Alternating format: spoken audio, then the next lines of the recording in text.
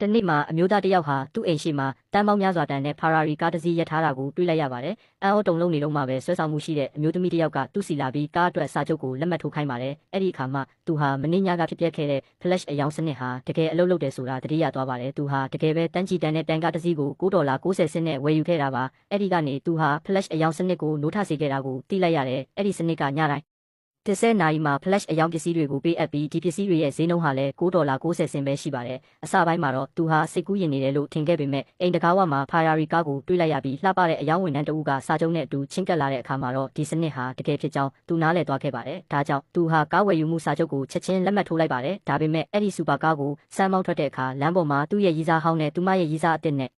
စုံမိခဲ့ပါတယ်သူ့ရဲ့ဘဝနှိမ့်ကျနေတဲ့ရီးစားဟောင်းကိုစိန်ခံကားကြီးမောင်းလာတာမြင်တော့အမျိုးသမီးကဓာငှားလာတာဖြစ်ရမယ်အစားတောက်ပို့တဲ့သူကဒီလိုကားမျိုးဘယ်တက်နိုင်မလဲဆိုပြီးလှောင်ပြောင်ပြောဆိုခဲ့ပါတယ်ဒါပေမဲ့သူကတော့လုံးဝအေးစစ်စစ်ပါပဲတန်း20ကျော်တန်းနဲ့ထုတ်ဝေမှုအကန့်အသတ်ရှိတဲ့ Ferrari ကားကိုဘယ်နေရာမှာငှားလို့ရလဲလို့သူမကိုပြန်မေးလိုက်ပါတယ်ဒီကားကသူ့ကားအစ်စ်ဖြစ်နိုင်တယ်ဆိုတာကိုအမျိုးသမီးသဘောပေါက်သွားပါတယ်ပတ်စံဘဲကရပြီးဝယ်နိုင်လဲလို့မေးပေမဲ့သူကရှင်းပြဖို့စိတ်မဝင်စားပါဘူးလမ်းပိတ်ဆို့မနေပဲဖယ်ပေးဖို့ပြောပြီးတော့စတိုင်ကြကြနဲ့သူ့စူပါကားကိုမောင်းထွက်သွားခဲ့ပါတယ်ဒီလောက်ရက်ကအမျိုးသမီးကိုလုံးဝဒေါသထွက်စေခဲ့ပါတယ်ညနေရောက်တော့သူဟာဆိုဖာပေါ်မှာထိုင်ပြီး flash အယောင်စနစ်ပေါ်လာဖို့စောင့်နေခဲ့ပါတယ်ဒါပေမဲ့ဒီနေ့ရဲ့ flash အယောင်ပစ္စည်းကတကယ်ပဲရွမ်တန်တရားတန်တဲ့စိန်ခံအင်ကြီးဖြစ်နေလိမ့်မယ်လို့တော့သူမျှော်လင့်မထားခဲ့ပါဘူး9 စတူယန်မီတာကျယ်ဝန်းတဲ့အိမ်ယာကို$9.99စနဲ့ဝယ်ယူနိုင်ခဲ့ပါတယ်အမျိုးသားဟာချက်ချင်းပျော်ရွှင်သွားအားပါတယ်ဒီစိန်ခံအင်ကြီးဟာမြို့ရဲ့အဓိကနေရာမှာတည်ရှိပါတယ်သူဟာတုံဆိုင်မနေပဲဝယ်ယူလိုက်ပါတယ်ဒါပေမဲ့သူဟာအသစ်ဝယ်ယူထားတဲ့အမှတ်1စိန်ခံအင်ကြီးကိုပြောင်းဖို့ပြင်ဆင်နေတော့မှပဲလမ်းတစ်ဖက်ကအမှတ်8စိန်ခံအင်ကြီးရဲ့ညွှန်ကြားရေးမှူးကသူ့ကိုမြင်လိုက်ပါတယ်အမှတ်1စိန်ခံအင်ကြီးကိုဘယ်တော့မှရောင်းဖို့မတင်ခဲ့တာဘာကြောင့်လဲဘာလို့ရုတ်တရက်လူတစ်ယောက်ပြောင်းလာတာလဲဆိုတာကိုစုံစမ်းဖို့သူမရဲ့အိမ်တော်ထိန်းကိုချက်ချင်းခေါ်ခဲ့ပါတယ်အိမ်တော်ထိန်းကအဲ့ဒီအိမ်ကမရောင်းရသေးတာမဟုတ်ပဲလှုပ်ဝက်ဆန်းကျဲတဲ့တဦးတယောက်ကဝယ်ယူထားတာကြားပြီးဖြစ်ကြောင်းရှင်းပြခဲ့ပါတယ်ဒီကောင်လေးဟာအရေးပါတဲ့ပုံကိုဖြစ်ရမယ်လို့အမျိုးသမီးကတွက်ဆပြီးသူမရဲ့အိမ်တော်ထိန်းကိုဈေးကြီးတဲ့ကြိုးဆိုလက်ဆောင်တစ်ခုပြင်ဆင်ခိုင်းခဲ့ပါတယ်တစ်ချိန်တည်းမှာပဲသူကသူ့ရဲ့ကြီးမားတဲ့အိမ်အစ်စ်ကိုပျော်ရွှင်နေတော့ရုတ်တရက်တကားပဲတန်ကြားလိုက်ရပါတယ်လက်ဆောင်နဲ့အတူအိမ်တော်ထိန်းကတကားမှာရက်နေတာကိုတွေ့ရပါတယ်အိမ်တော်ထိန်းကဒါဟာသူ့တခင်မထံကကြိုးဆိုလက်ဆောင်ဖြစ်တယ်လို့ပြောပါတယ်လက်ဆောင်ကိုမြင်လိုက်ရတဲ့အခါ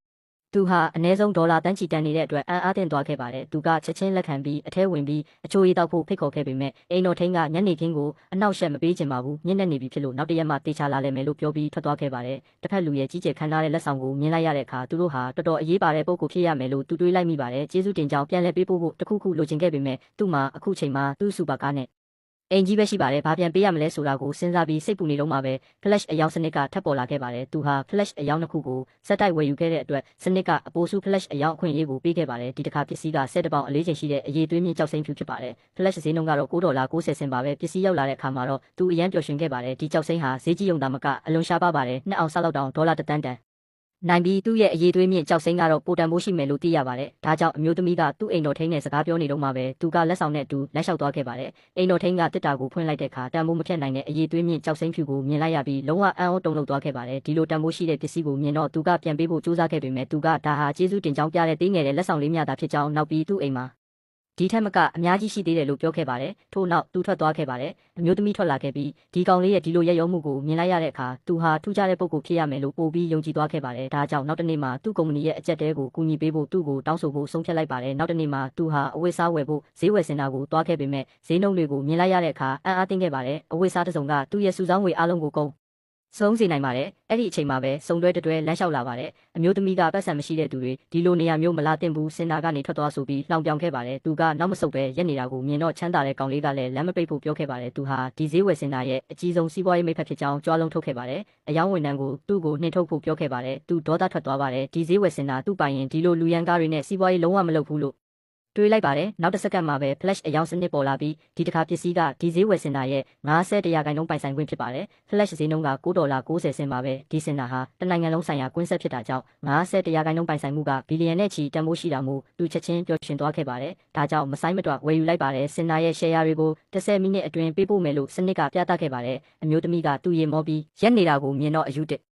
ရောက်လို့ထင်ခဲ့ပေမဲ့သူကတော့လုံးဝစိတ်တည်ငြိမ်နေပါတယ်သူချက်ချင်းပဲတထေးတူရဲ့ပုံစံမျိုးလှုပ်ဆောင်ပြီးစုံလွဲကိုထွက်သွားဖို့ပြောခဲ့ပါတယ်ချမ်းသာတဲ့ကောင်လေးကသူဟန်ဆောင်နေတာလို့ထင်ခဲ့ပြီးစင်တာကသူ့ပိုင်နေဆိုတာကိုတစ်စက္ကန့်လေးမှမယုံခဲ့ပါဘူးအယောင်ဝန်ထမ်းကဒါကိုဆက်ကြည့်မနေနိုင်တော့ပါဘူးတစ်ဖက်လူကရမ်းမဖြစ်တဲ့သူဖြစ်ကြောင်းမလိုအပ်တဲ့ပြဿနာမရှာဖို့သူ့ကိုအမြန်ထွက်သွားဖို့အကြံပေးခဲ့ပါတယ်ဒါပေမဲ့သူကအယောင်ဝန်ထမ်းဟာအလုပ်ကိုကောင်းကောင်းလုပ်ဆောင်နေတယ်လို့ပြောခဲ့ပြီး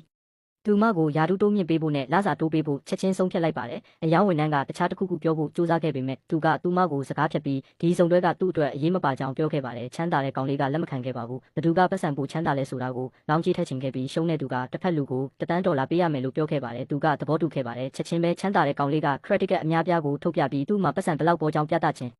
ဒါမို့အကုန်လုံးကိုပို့ဆွဲဖို့အယောင်ဝန်ထမ်းကိုပြောခဲ့ပါတယ်။အဲ့ဒီအချိန်မှာပဲဈေးဝယ်စင်တာရဲ့မန်နေဂျာကပိုင်ဆိုင်မှုလွှဲပြောင်းစာရွက်စာတမ်းတွေနဲ့အတူလမ်းလျှောက်လာပြီးသူ့ကိုအထူးတွေ့ဆုံဖို့လာခဲ့ကြောင်းပြောခဲ့ပါတယ်။ချမ်းသာတဲ့ကောင်လေးရဲ့ပါဆက်အဟောင်းသားဖြစ်သွားခဲ့ပါတယ်။သူကချက်ချင်းသူ့ကိုတောင်းပန်ခဲ့ပြီးသူဟာအမြင်မှားပြီးမှားယွင်းစွာဆုံးဖြတ်ခဲ့ကြောင်းသူ့ကိုစိတ်ထဲမထားဖို့တောင်းဆိုခဲ့ပါတယ်။သူကအချိန်ပိုမဖြုံးကျင်တော့ပါဘူး။ချမ်းသာတဲ့ကောင်လေးကို$1,000လောင်းကြီးကို